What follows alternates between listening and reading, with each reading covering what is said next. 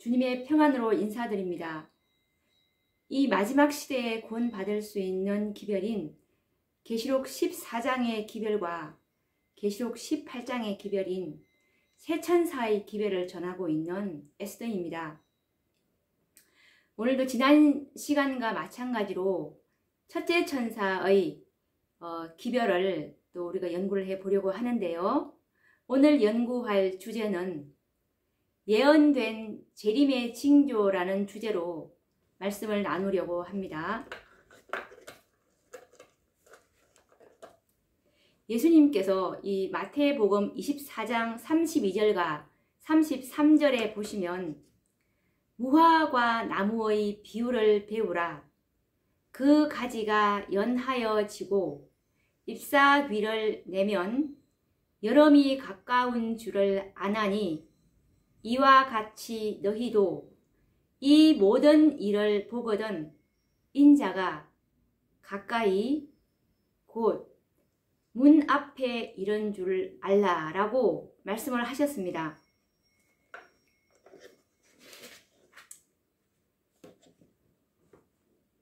그때 그 당시에 이제 예수님의 이 재림운동 때 예수님의 재림이 예수님께서는 재림을 위해서 이 징조를 주셨는데요. 이때 하나님의 백성이라고 자부하는 사람들이 이 예수님의 재림의 징조에 대한 교훈에는 그때 그 당시에 이제 소경이 되어 버렸는데요. 이 재림에 관한 성경절들은 곡해로 가리워져서 거의 대부분이 무시가 되었고 이제 잊어버린 바 되어 있는 그런 상태였습니다.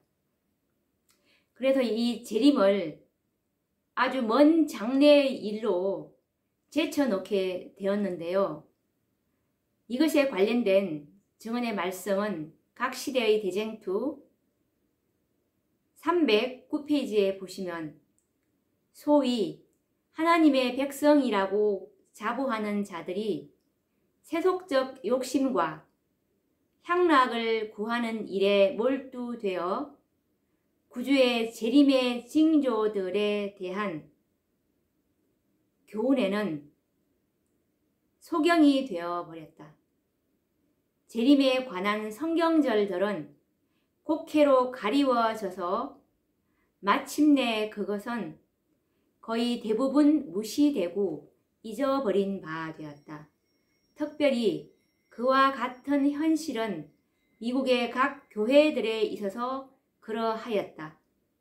사회의 각 계급에서 누리는 자유와 안락, 부와 사치에 대한 욕망은 사람들로 돈 버는 일에 몰두하게 하고 사람들로 하여금 그들의 흥미의 중심을 이 세상의 사물에 두게 하고 현세의 모든 사물을 파괴해 버릴 그 엄숙한 날이 아주 먼 장래의 일로 제쳐놓게 하였다라고 이렇게 증언은 기록하고 있습니다. 이 여호와의 크고 두려운 날인 이 재림을 맞을 준비를 해야 하는데 예수님께서는 이 재림에 대한 이 예언된 징조들을 분명히 말씀으로 주셨습니다. 아까 읽어드린 이 무화과 나무의 비유에서처럼 그 가지가 연하여지고 잎사귀가 내면 여름이 가까운 줄을 알라고 하신 것처럼 주님께서 이 재림의 징조를 주셨는데요. 예수님께서는 그리스도 당시에 이 제자들에게 당신의 그 재림의 징조에 유의하라고 명령을 하셨습니다. 그리고 이 재림 전에 이 징조를 볼 때에는 기뻐해야 한다고 말씀을 하셨는데요. 그런데 이 첫째 천사의 기별을, 이 세 천사의 기별을 주시기 전에 교회의 상태는 겸손과 헌신의 정신이 교만과 형식주의로 바뀌어져 버렸고, 그리고 이 재림에 대한 믿음은 점점 식어져 버린 상태였습니다. 재림 교리는 등한히 여겨졌고 무시되고 잊어버린 바 되었는데요. 이것에 관련된 증언의 말씀은 대쟁투 308페이지에서 309페이지에 있는데, 그리스도께서는 제자들에게 당신의 재림의 징조에 유의하라고 명령함과 동시에 그들의 왕이 오실 징조를 볼 때에는 기뻐해야 한다고 말씀하셨다. 그분께서는 이런 일이 되기를 시작하거든 일어나 머리를 들라 너희 구속이 가까웠느니라고 말씀하셨다.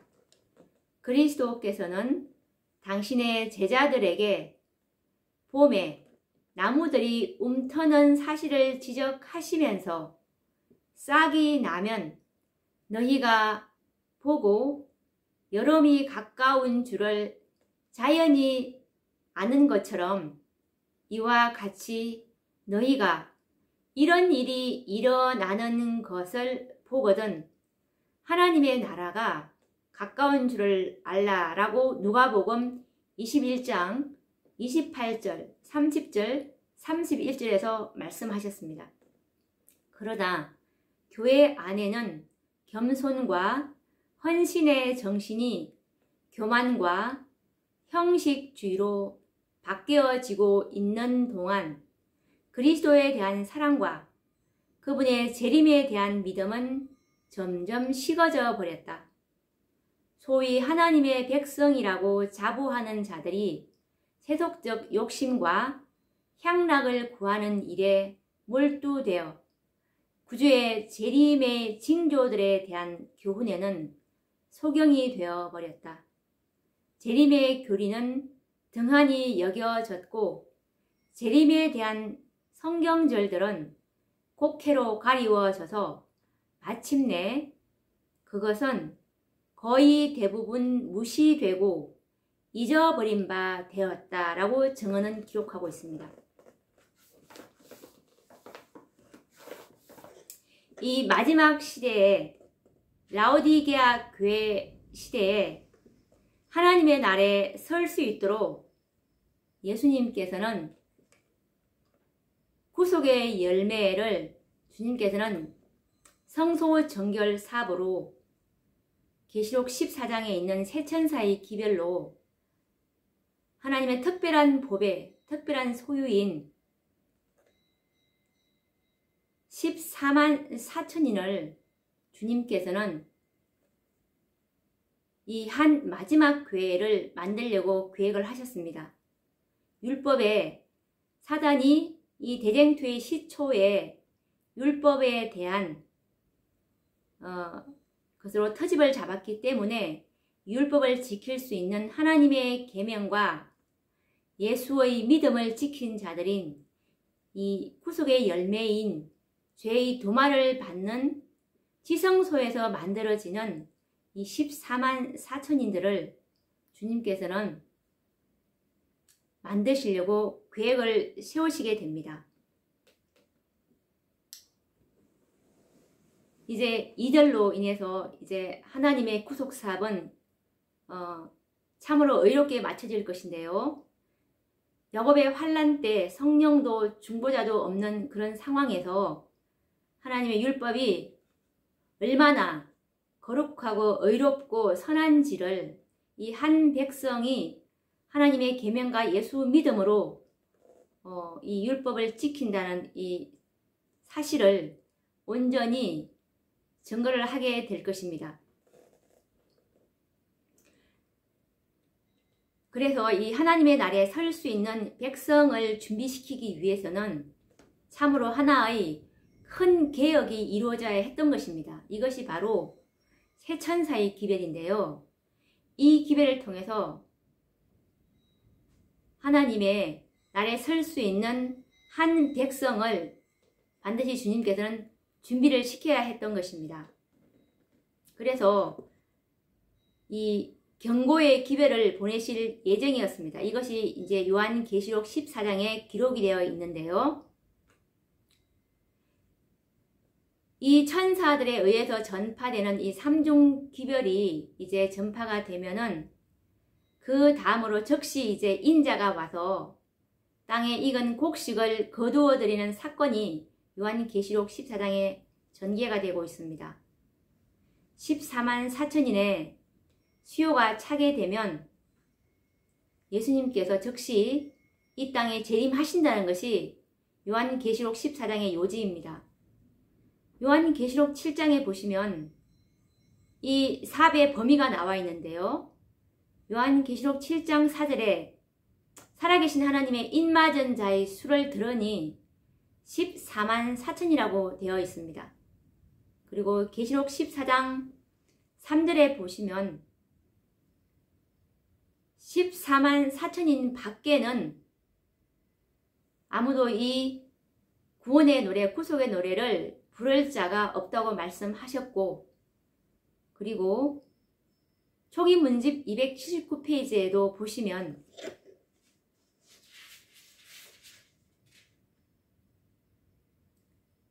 살아계신 하나님의 인을 치는 셋째 천사가 이제 14만 4천의 수요를 다 계수하고 마지막 인치는 사업 14만 4천의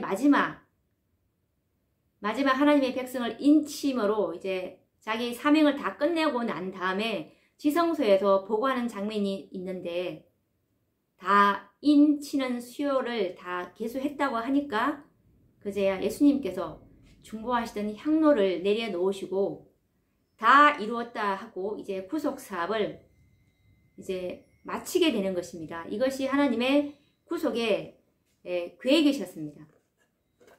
이것에 관련된 말씀은 대쟁투 311페이지에 있는데요. 하나님의 날에 설 수 있는 백성들을 준비시키기 위해서는 하나의 큰 개혁이 이루어져야 할 것이었다. 당신의 백성이라고 공언하는 사람들 중에 대부분이 영원한 것을 위하여 준비하지 않고 있음을 보신 하나님께서는 당신의 자비로서 그들을 혼수 상태에서 깨워 주님의 재림을 위하여 준비를 갖추게 하시고자 경고의 기별을 보내실 예정이었다. 그 경고의 기별은 요한계시록 14장에 기록되어 있다. 거기에 하늘의 천사들에 의해서 전파되는 삼중 기별이 기록되어 있다. 그리고 그 다음으로 즉시 인자가 와서 땅에 익은 곡식을 거두어 드리는 사건이 전개되고 있다. 대쟁투 311페이지 말씀이었습니다. 사단은 지금 모든 교회를 다 속이고 있습니다. 이 14만 4천의 수요가 채워지면 예수님께서 재림하실 수 있는 이 중보사업의 끝이 중보사업에 맞춰지게 될 것인데, 사단은 초기 문집 43페이지와 44페이지를 보시면 이 인치는 때를 알지 못하도록 모든 교회를 다 지금 속이고 기만하는 일을 하고 있다고 지금 말씀에 나와 있는데 읽어보도록 하겠습니다. 이 인치는 사업은 예수님께서 지성소에 들어가심으로 시작되었으니까 1844년부터 시작이 되었습니다. 1844년부터 14만 4천의 수요가 계수가 되기 시작했다면 지금 1844년부터 지금 2021년도까지 하면 176년, 7년이 지금 지나왔는데 아직도 이 수요가 채워지지 않은 것입니다.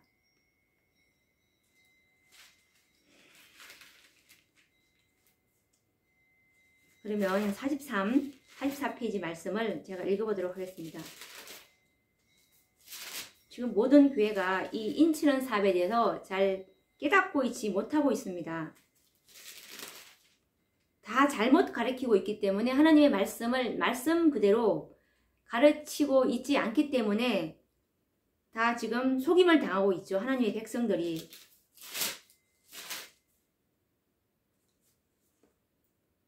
사탄은 이 인치는 시기 동안 하나님의 백성들의 마음을 현대 진리에서 돌이켜 그들이 흔들리도록 하기 위하여 온갖 계략을 다 쓰고 있다.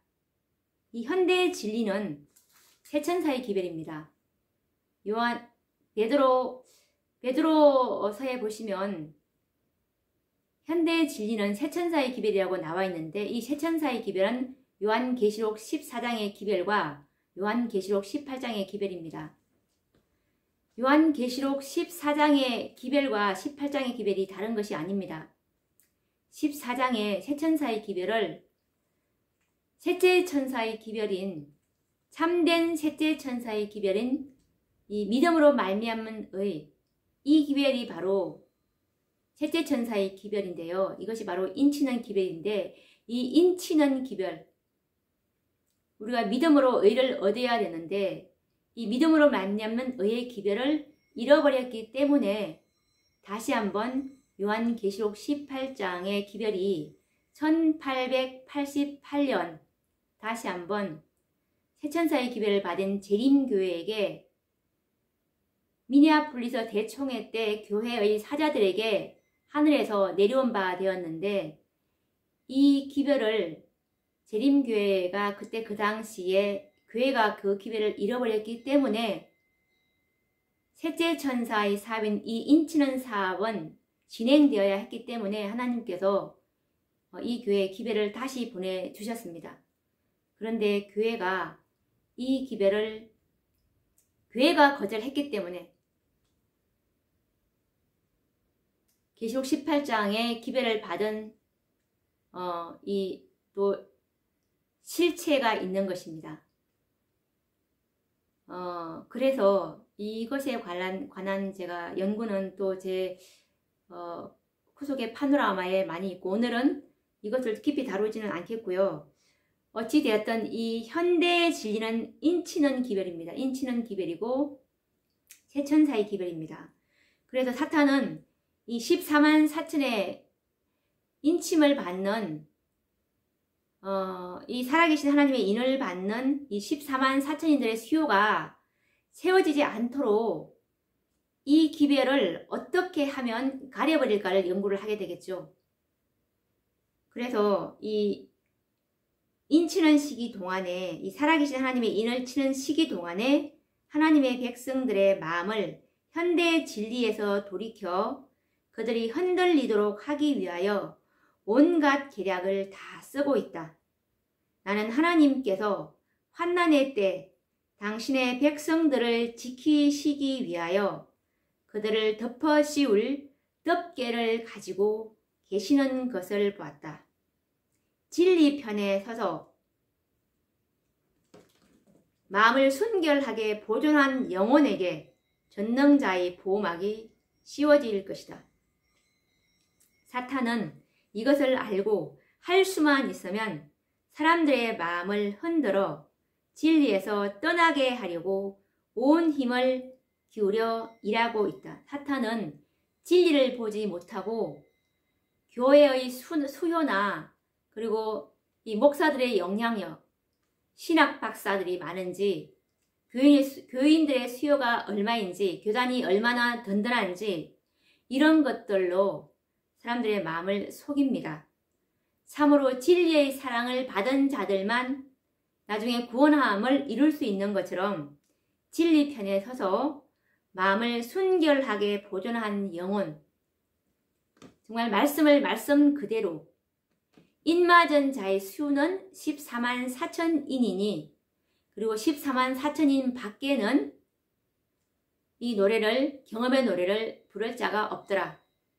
그리고 하늘에 있는 새 예루살렘 도성의 그 석판 안에는 14만 4천의 이름들이 금글씨로 적혀 있었습니다.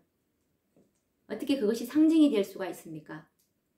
그리고 예수님께서도 예루살렘 도성으로 이제 구원받은 무리들을 인도할 때 14만 4천인 밖에는 이 성에 들어갈 수 없다라고 분명히 명확하게 그분께서 말씀하신 것을 말씀하신 그대로 우리가 듣고 볼 때 참으로 이들은 진리를 사랑한다고 말할 수가 있는 것입니다. 사람들이 그 말을 가감하는 것은 참으로 위험한 일입니다. 그래서 이제 예수님께서는 이런 계획을 세우셨습니다. 이 하나님의 날에 설 수 있도록 이 14만 4천인들을 세천사의 기별로 이제 한 교회를 하나님의 날을 위해서 계획을 하기 위해서 이제 경고의 기별로 세천사의 기별을 주셨습니다. 그때 이제 이 예수님의 재림을 임박했음을 보여줄 수 있는 그 예언적 징조를 주님께서 마태복음 24장 29절과 이제 30절에 분명히 주님께서 말씀을 해 주셨습니다. 이것에 유의했더라면 그때 그 당시에 개신교회, 일요일교회죠. 재림교회가 탄생되기 전이니까 그 교회는 이 징조에 유의를 하고 예수님의 재림의 임박성을 깨달았을 것입니다. 예수님께서 마태복음 24장 29절과 30절에 무엇이라고 말씀하셨냐 하면 그날 환난 후에 즉시 해가 어두워지며 달이 빛을 내지 아니하며 별들이 하늘에서 떨어지며 하늘의 권능들이 흔들리리라. 그때에 인자의 징조가 하늘에서 보이겠고 그때에 땅의 모든 족속들이 통곡하며 그들이 인자가 구름을 타고 능력과 큰 영광으로 오는 것을 보리라 라고 말씀을 하셨습니다. 환난 후에 즉시 해가 어두워지고 이 환난은 이 종교적 암흑시대였습니다. 1290년 그 환난을 말하는 것입니다. 그 환난이 끝난 뒤에 즉시 해가 어두워지고 이런 징조가 있겠고 그리고 달이 빛을 내지 아니하며 해가 어두워지며 달이 빛을 내지 아니하는 이런 징조가 있겠고요. 그리고 별들이 하늘에서 떨어지며 하늘의 권능들이 흔들리리라는 징조가 있을 것이라고 말씀하셨습니다. 그때 인자의 징조가 하늘에서 보이겠다고 주님께서 말씀을 하셨고 인자가 구름을 타고 큰 능력과 영광으로 재림하는 것을 보게 될 것이라고 주님께서 말씀을 하셨습니다. 그리고 계시록 6장 12절과 13절에도 보시면 이제 여섯째 인을 뗄 때에 주님께서 뭐라고 말씀을 하셨냐 하면 큰 지진이 나며 해가 총담같이 검어지고 온 달이 피같이 되며 하늘의 별들이 무화과 나무가 대풍에 흔들려 선 과실이 떨어지는 것 같이 땅에 떨어질 것이라고 예언해 주셨습니다. 그러면 이 말씀을 의거해 볼 때 재림 전에 있을 이 예언의 징조는 지진이 먼저 일어나겠고요. 그리고 해와 달이 어두워질 것이고 그리고 유성에 큰 소나기가 있을 것이라고 이렇게 주님께서 차례차례 말씀해 주셨습니다.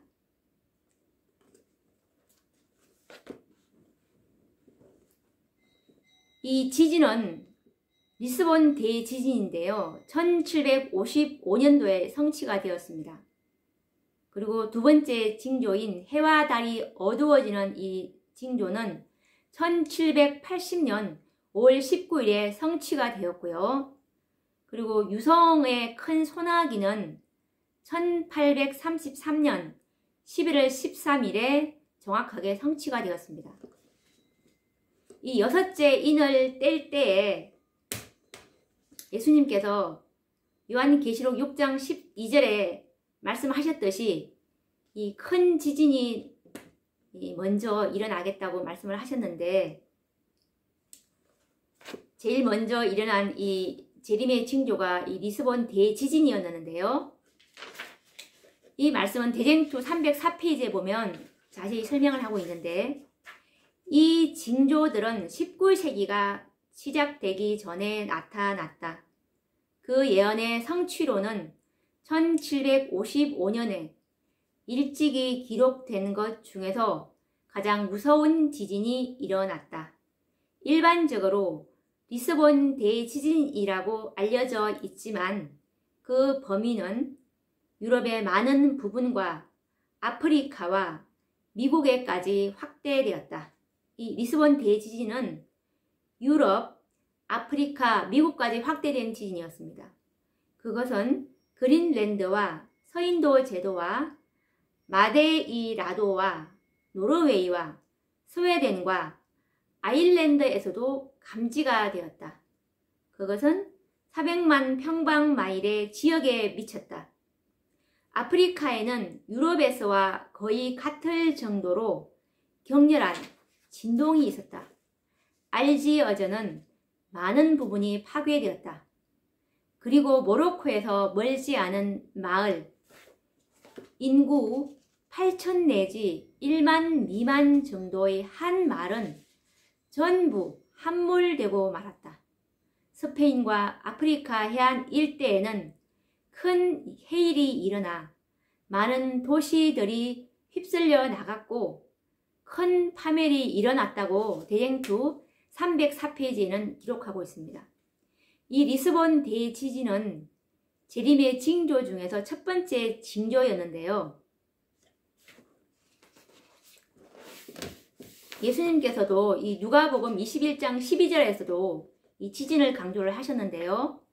처처에 큰 지진과 기근과 온역이 있겠고 또 무서운 일과 하늘로서 큰 징조들이 있으리라 라고 이렇게 재림의 징조 중 이 지진에 관해서 주님께서 말씀해 주셨습니다.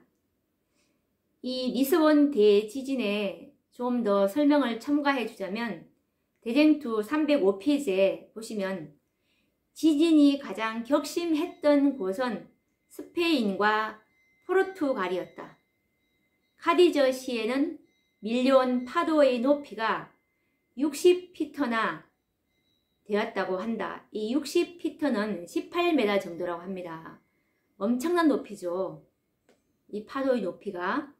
포르투갈의 가장 높은 산들 중에 어떤 것들은 바로 기초부터 격렬하게 흔들렸고 어떤 산들은 산 꼭대기가 터져서 놀라운 모양으로 가까운 산골짜기로 거대한 땅 덩어리가 무너져 내려왔다.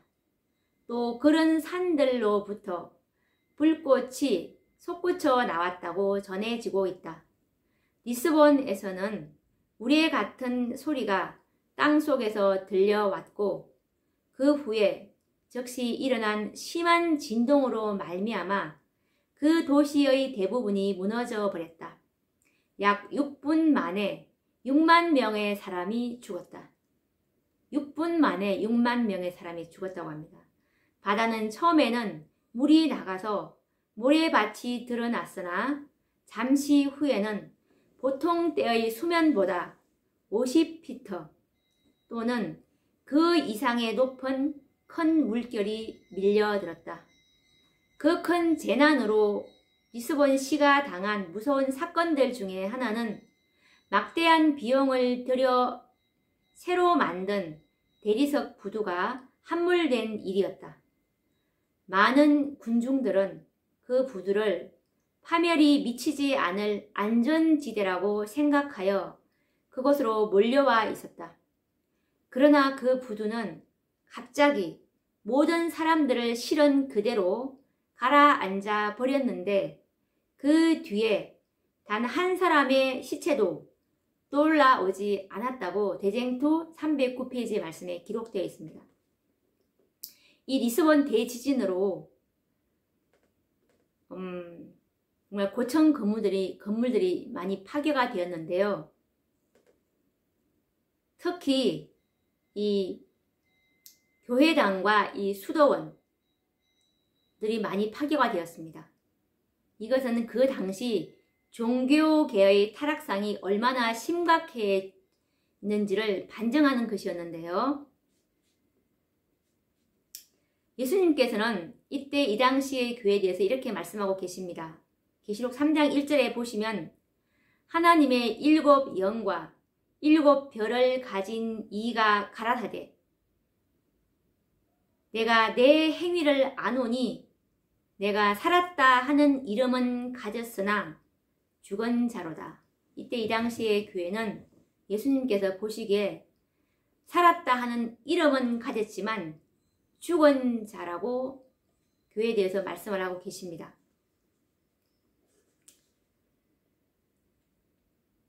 이때의 이 리스본 대지진으로 이 교회당과 수도원들이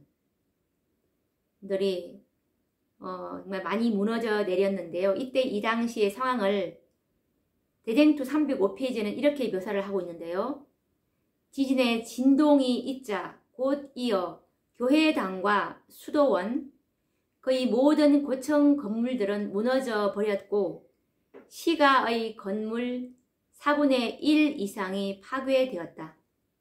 지진 후 약 2시간 정도 지나게 되자 각 곳에서 화재가 일어나서 거의 3일간 걷잡을 수 없이 맹렬한 불길을 뿜은 결과로 시간은 완전히 황폐케 되었다. 지진은 성일에 일어났으므로 교회와 성원들에는 사람들이 가득 차 있는데 그들 중에는 죽음을 모면한 사람은 거의 없었다. 사람들의 두려움은 말할 수 없었고 아무도 우는 자가 없었다. 사실상 아무도 울 수가 없었다.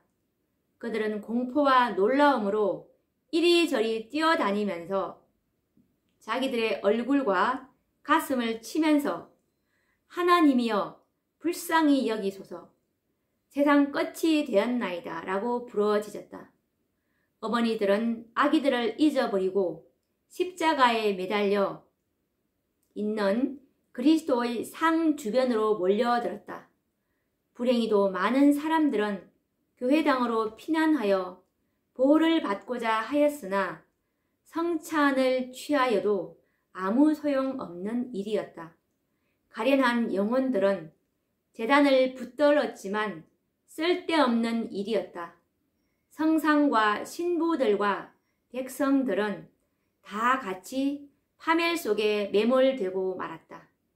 그 무서운 날에 생명을 빼앗긴 사람은 9만 명으로 추산되고 있다. 9만 명의 사람이 생명을 빼앗겼습니다.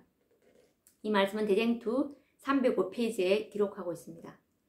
그리고 두 번째 재림의 징조로는 이제 해가 어두워지고 달이 빛을 내지 않는 그 사건이 있었는데요. 이것은 대쟁투 305에서 306페이지에 잘 기록하고 있습니다. 해와 달이 어두워지리라는 예언의 둘째 징조는 25년 후에 일어났다. 1780년 5월 19일 날 일어난 일이었습니다. 그리고 더욱 놀라운 것은 그 일이 성취된 시기가 예언에서 지적한 것과 틀림없이 일치된다는 점이다. 구주께서는 감람산 위에서 제자들에게 교회가 오랜 기간의 시련기 곧 1260년간 아까 제가 1290년이라고 말했죠. 1260년입니다. 제가 말이 헛나왔습니다. 죄송합니다. 곧 1260년간 법왕권의 박해를 당할 것을 말씀하시고 그 환난 날을 감할 것을 약속하신 후 재림 전에 있을 몇 가지 사건을 말씀하시면서 그 첫째 사건이 언제 일어날 것을 다음과 같이 말씀하셨다.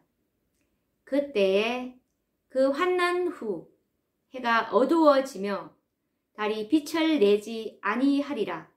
마가복음 13장 24절. 1260일, 곧 1260년은 기원 1798년에 마쳤다. 박해는 그보다 25년 전에 거의 다 끝났다. 1798년보다 25년 전이면 1773년이 되겠죠. 박해는 이미 1798년에 우리가 1260년간의 종교 암흑기가 이제 끝이지만 이 박해는 25년 전인 1798년 25년 전인 1773년에 거의 끝났다고 말씀하고 있습니다. 그리하여 그리스도께서 말씀하신 대로 그 박해가 끝난 뒤를 이어서 해가 어두워질 것이었다. 이 예언은 1780년 5월 19일에 성취되었다. 이런 말이 대쟁투 305페이지에서 306페이지에 기록되고 있습니다. 이 해와 달이 이 총담같이 어두워진 이 암흑일에 대해서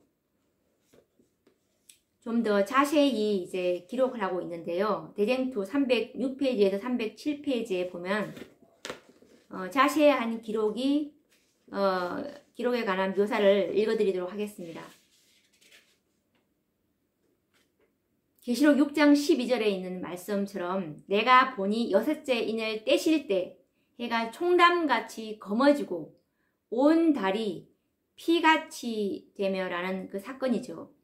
이런 종류의 모든 현상 중에서 가장 신비하고 설명할 수 없는 현상은 1780년 5월 19일의 암흑일이었는데 그날에 미국의 뉴 잉글랜드 지역에는 눈으로 볼 수 있는 온 하늘과 공중이 전혀 해석할 수 없는 암흑으로 뒤덮였다.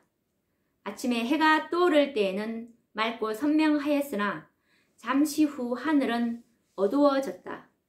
구름이 점점 낮아지더니 험악해졌고 이어서 번개가 치고 우레소리가 나고 비도 약간 내렸다. 오전 9시 경이 되자 구름은 엷어졌으나 온 하늘이 구릿빛처럼 붉어졌는데 그 이상한 빛 때문에 땅과 바위들, 나무들, 건물들, 사람의 모양 등이 모두 완전히 변한 것처럼 보였다. 그리고 잠깐 후에 새까만 구름이 지평선 위에 좁다란 선만 남기고 온 하늘을 덮어버렸다. 그리하여 일반적으로 여름철의 저녁 9시만큼의 어두움이 되어버렸다. 두려움과 염려와 무서운 생각이 차츰 사람들의 마음을 엄습하였다. 부인들은 문간에 서서 어두운 풍경을 주목하여 보았다.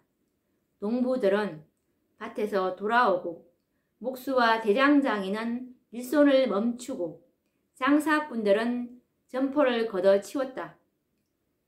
학교들은 수업을 중단하여 하악하고 아동들은 무서워서 집으로 뛰어왔다. 행인들은 가까운 농가로 피하여 들어갔다. 대관절 어찌된 일인가? 모든 사람의 마음과 입에서 그런 의문들이 새어나왔다. 마치 태풍이 땅에 몰려올 것처럼 만물의 종말이 다가올 것처럼 보였다. 촛불을 켰다. 아직 밤이 아니라는 것을 알고 있는 것은 사람뿐이었다. 라고 대쟁투 306에서 307페이지에서 묘사를 하고 있습니다. 이 재림의 징조의 세 번째 징조는 이제 하늘의 별들이 무화과 나무가 대풍에 흔들려 선 과실이 떨어지는 이 유성의 소나기 같은 이 사건인데요. 이 1833년도에 이 평신도가 아닌 이 지도자로서 설교를 한 이 윌리엄 밀러가 이제 평신도가 아닌 지도자로서 설교할 수 있는 그런 증명서를 교회로부터 이제 1833년도에 부여받게 되는데요. 이처럼 이 윌리엄 밀러의 기별이 힘있게 전파될 즈음에 바로 이 세 번째 재림의 징조인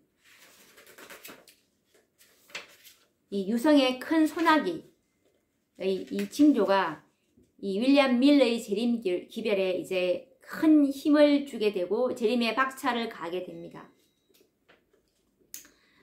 이것은 대쟁투 332에서 333페이지에 있는 말씀인데요.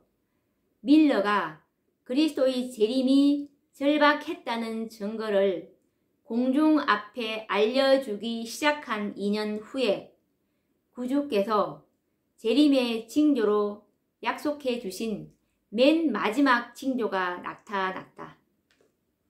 이 예언은 1833년 11월 13일에 유성의 큰 소나기로 분명히 성취되었다. 그것은 지금껏 기록된 것 중에서 가장 광범위하고 놀라운 별의 떨어짐이었다. 이때 온 미국의 하늘은 몇 시간 동안 찬란한 광경을 나타냈다.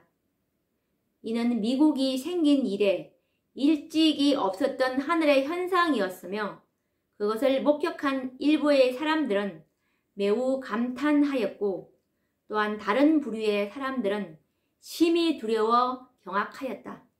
그 장엄하고 찬란했던 광경은 지금도 많은 사람들의 머릿속에 남아있다.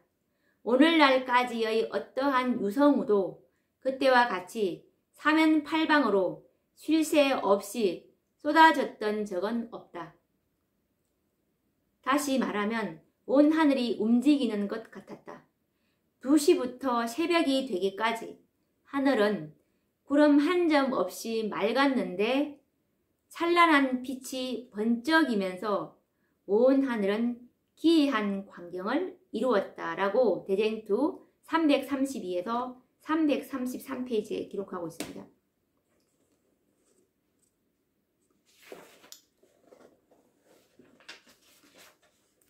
이 마지막 징조, 유성호의 이 큰 소나기, 이 징조 후에는 이제 예수님의 재림이 기다리고 있는데요. 요한계시록 6장 13절과 14절에서 그 말씀을 하고 있죠. 하늘의 별들이 무화과 나무가 대풍에 흔들려 선 과실이 떨어지는 것 같이 땅에 떨어지며 하늘은 종이 축이 말리는 것 같이 떠나가고 하늘은 종이 축이 말리는 것 같이 떠나가고 예수님의 재림의 징조입니다. 예수님의 재림의 사건이죠. 이렇게 해서 이제 예수님께서는 이런 일을 보거든 인자가 가까이 문 앞에 이른 줄 알라라고 말씀하셨고 이 말씀하신 재림의 마지막 징조도 이제 1833년에 성취가 되었죠. 이 징조가 있은 후에 이제 하늘이 종이 축같이 말리는 것이 떠나가고 이제 땅이 흔들리고 그리고 산과 섬들이 제자리에서 옮겨지는 예수님의 재림이 이제 있게 됩니다. 크고 두려운 날을 그 모습이죠.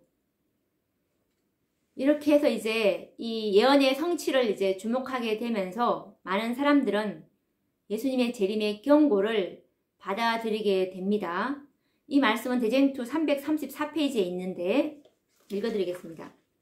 그리하여 예수님께서 당신의 제자들에게 이와 같이 너희도 이 모든 일을 보거든 인자가 가까이 곧 문 앞에 이른 줄 알라. 마태복음 24장 4장 33절이라고 말씀하신 재림의 마지막 징조는 성취되었다. 그 징조들이 있은 후에 요한은 하늘이 종이 축이 말리는 것 같이 떠나가고 땅이 흔들리고 산과 섬들이 제자리에서 옮겨지고 악인들이 두려워 떨면서 인자 앞에서 숨는 광경들을 보았다. 별들이 떨어지는 일을 목격한 많은 사람들은 그것을 다가오는 심판을 알려주는 것, 곧 크고 두려운 날의 무서운 모습, 확실한 전조, 자비로운 징조라고 보았다. 그리하여 사람들은 예언의 성취를 주목하게 되고 많은 사람이 그리스도의 재림의 경고를 받아들이게 되었다라고 대쟁투 334페이지에서 기록하고 있습니다. 이렇게 해서 이제 1833년에 밀러는 이제 그가 속하여 있던 침례 교회로부터 이제 설교를 하게 되었고, 그 교파의 많은 목사들도 윌리엄 밀러의 사업을 인정하였습니다. 그래서 정식으로 일을 계속할 수 있게 됐고, 이 윌리엄 밀러의 사업은 주로 뉴 잉글랜드와 그리고 중부 지방에 국한되어 있었지만, 그는 끊임없이 여행하면서 이제 설교를 하였죠. 처음 윌리엄 밀러는 처음 수년 동안은 이 모든 비용을 자신이 부담했습니다. 그리고 그 후에도 그가 초청받은 지방까지 가는데 필요한 만큼 충분한 비용을 받은 적이 없었고, 이런 그의 공중 전도는 이 금전상의 혜택과는 너무 거리가 멀었습니다. 그래서 정말 참으로 무거운 부담이 되었습니다. 재산상으로. 이렇게 해서 이제 이 재림 사업을 하는 동안에 윌리엄 밀러의 재산은 차츰 줄어져 가게 되었습니다. 그런데 그의 가족들은 모두 검소하고 건면했습니다. 그리고 하나님께서 또 은혜롭게도 그의 농토와 그의 가족이 쓰기에 족한 소출을 내주었다고 대쟁투 332페이지에 기록하고 있습니다. 이렇게 해서 이제 세계적 재림 운동이 박차를 가게 됩니다. 다음 시간에도 이 첫째 천사의 기별을 계속 또 이렇게 연결시켜 보도록 하겠습니다. 그러면 또 다음 시간에 뵙도록 하겠습니다. 감사합니다.